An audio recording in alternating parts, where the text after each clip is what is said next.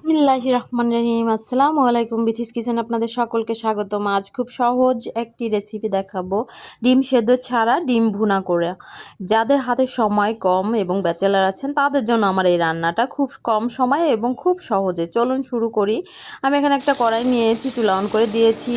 জিরা, রসুন, আদা পেস্ট, যত ধরনের মশলা আছে একটা আমরা গোশে তরকারি রান্না করতে লাগে, তো এই মশলা দিয়ে আমি এটাকে ভালো করে কষিয়ে নিচ্ছি। এভাবে করে আমার কষানো শেষ মশলাটা। এবার একটু পানি দিয়ে আমি আবারও এটাকে এভাবে করে কষিয়ে নিয়েছি। এবার পানি দিচ্ছি, পানি দিয়ে একটি একটি করে ডিম আমি এখানে ভেঙে দিয়েছি। দেখুন, ভেঙে দিয়ে আমি এটাকে এভাবে করে জাল দিচ্ছি। জাল দিয়ে আমি এটাকে একটা চামচ ধারা ডিমটাকে উল্টে দিব। এক এক করে প্রতিটা ডিম উল্টে দেব। আমার ভিডিওটি ভালো লাগলে লাইক, কমেন্ট এবং শেয়ার করবেন। নতুন যারা আছেন চ্যানেলটিকে সাবস্ক্রাইব করবেন। আমি আপনাদেরকে খুব সহজ পদ্ধতিতে আমি এই রান্নাগুলো দেখাচ্ছি, যাতে আপনারা খুব কম সময়ে রান্নাটা করে খেতে পারেন। দেখুন আমার রান্নাটা শেষ। আশা করি আপনাদের ভালো লেগেছে। ভালো লাগলে লাইক, কমেন্ট এবং শেয়ার করবেন।